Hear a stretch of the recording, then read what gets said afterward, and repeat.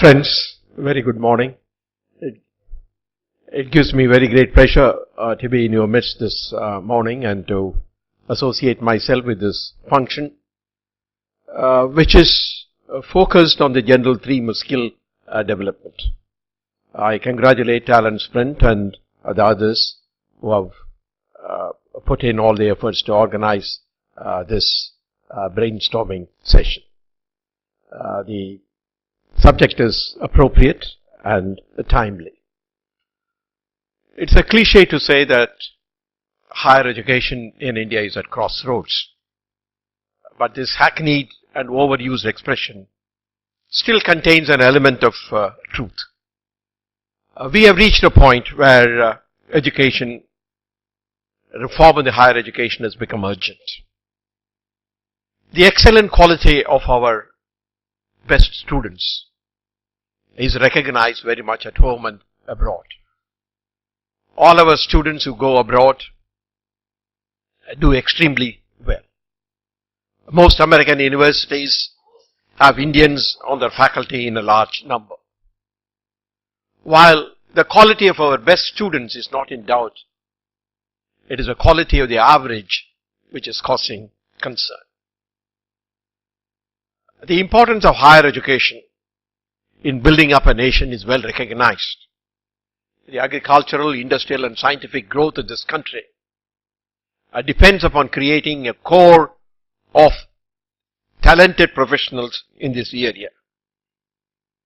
We need not belittle what we have achieved, but nevertheless, there is an urgent need to take a look at the effectiveness of the current education system. Increasing concerns are being expressed, as Shantanu Paul mentioned now, on the employability of the graduates who come out. It is related to two dimensions. One is the quality of the domain knowledge that is being imparted. And the other is the relevance of the courses and the programs that are being offered. The demographic profile of the Indian society is favorable for growth and development.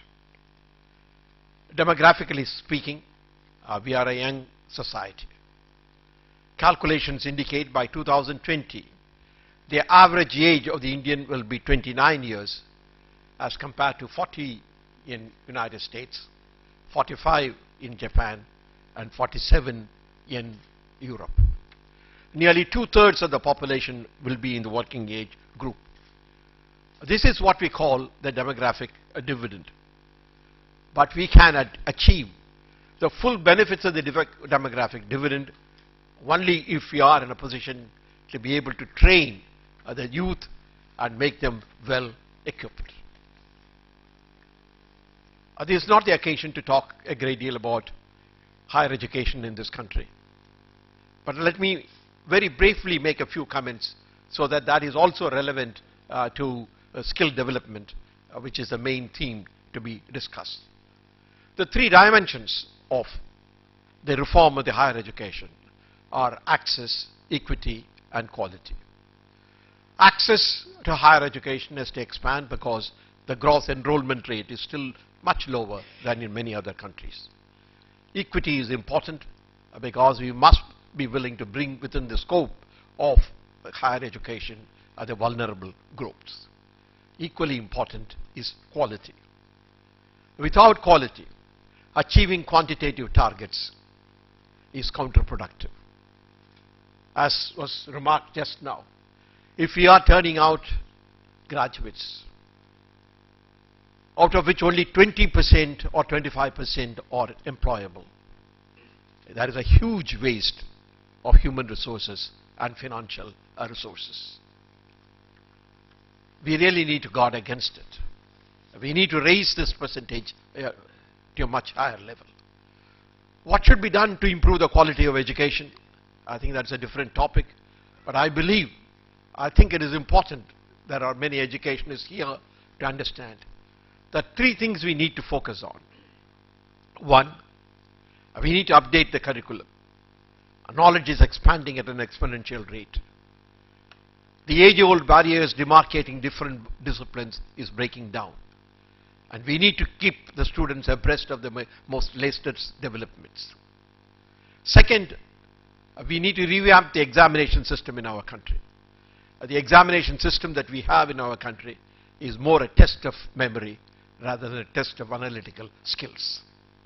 And thirdly, and more importantly, we need to improve the quality of teaching and teachers.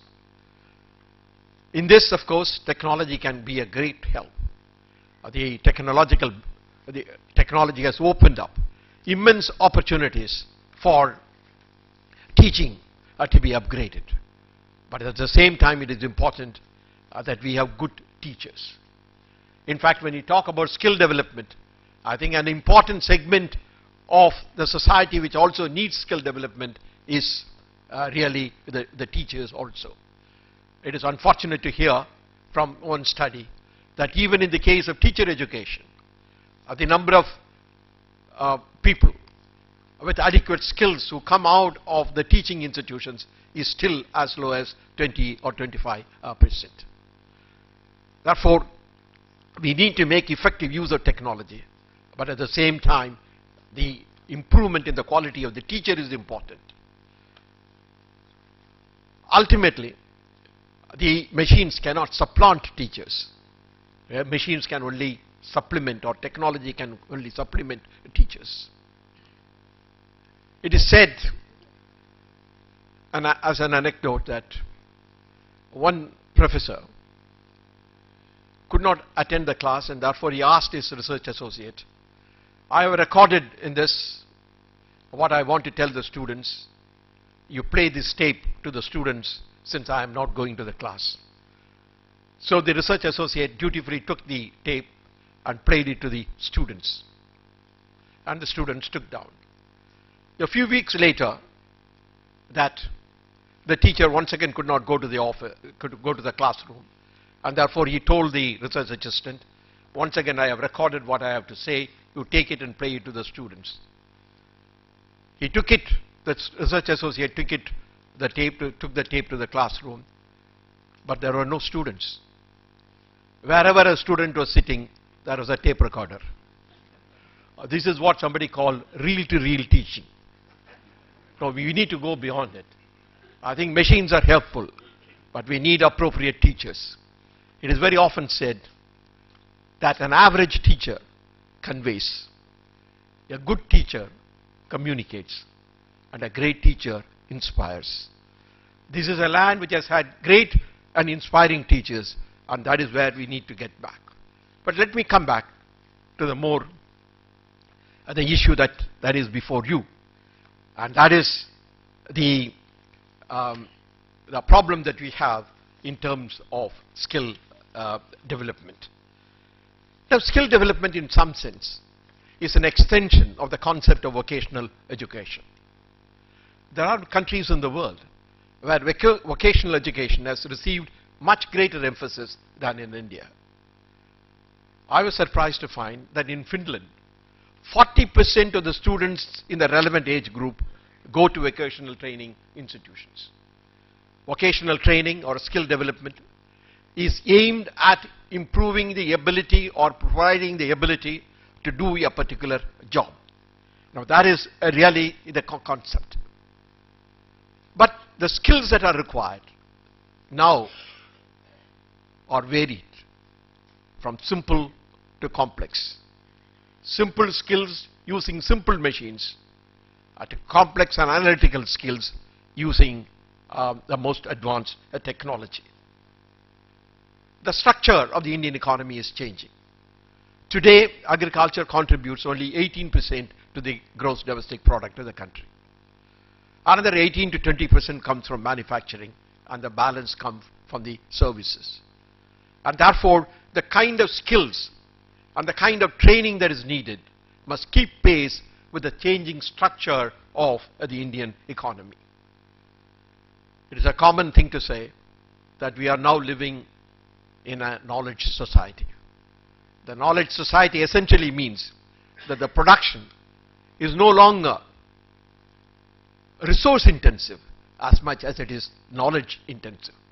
And therefore, the kind of skills that need to be given is also becoming wider, and we really need to focus attention in being able to provide the kind of skills that are needed. The demand side and the supply side need to be matched. The demand side comes from the economy and the manner in which that economy is developing. Therefore, the kind of skills that are required by industry, by agriculture, by the service providers are to be supplied by the appropriate supply chain on the other side. Now, how do we do it? The best and the most ideal way is to blend skill development with the education system. In fact, it is a sad commentary on our education system if we are to say that some student will go to a college for 4 or 5 years, obtain a degree, and then he has to go and attend a skill development program in order to enrich himself. Now, that's indeed a poor statement on the status of our education system. Therefore, in the medium term, what is really required is a reform of the education system in such a way that the skill development will be blended with the manner in which education system is provided. But until then, I think we are driven to the situation of supplementing the existing education system through appropriate skill development initiatives. Therefore, the idea is to convert the unemployable graduates into employable graduates. And that is the basic theme behind the skill development policy that was initiated some years ago, as a consequence of which the Skill Development Corporation and many other institutions was set up in order to stimulate the activity relating to skill development. You will hear more from Dilip later. What should be the content of the skill development? The skill development programs are probably short-term programs. And there are 3 kinds of skills that are required to be supported by skill development programs. The first, of course, is to improve the domain knowledge. Here, much cannot be done, because if the student has not learned enough, over a period of 4 to 5 years, in a very short period, you are not going to be able to increase the domain knowledge very much. But certainly, some sharpening of the domain knowledge can be done. Second is the application skills. Knowledge has been obtained, but they do not know how to apply that knowledge to specific problems. Let me say this is true not only of physical sciences or engineering or technology, this is also true of social sciences. People study economics to learn principles of economics and theory of economics and tools of economics. But given a particular economic problem, they do not know which theory to apply, which tool to apply. Therefore, there is the understanding of the basic knowledge must be utilized in such a way that it can lead to the solution of problems, and therefore there are application skills which are required. And thirdly, of course, as Shantanu mentioned about, the communication skills are equally important. Therefore, improving the domain knowledge we may play a smaller role. The skill development programs may play a smaller role. But in improving the application skills and communication skills, the skill development programs may play an important part. Then the question that arises is, what is the institutional arrangement that we can have for skill development? As I said, over the longer period or the medium term, we need more vocational training institutions. We need the education system to be reoriented, to be able to provide all the skills as part of the education system. But in the short period, you have 3 or 4 stakeholders in it. One is, of course, the government. The other is the industry, because ultimately industry and the service organizations are the ones which need the skills. They are the ones who are demanding the skills. And thirdly, of course, the trainers. The trainers can be both the the universities or colleges, as well as the training companies like the Talent Sprint. All of them need to work together in order to be able to provide the adequate framework for skill development in the country. Industry cannot absolve itself of some responsibility.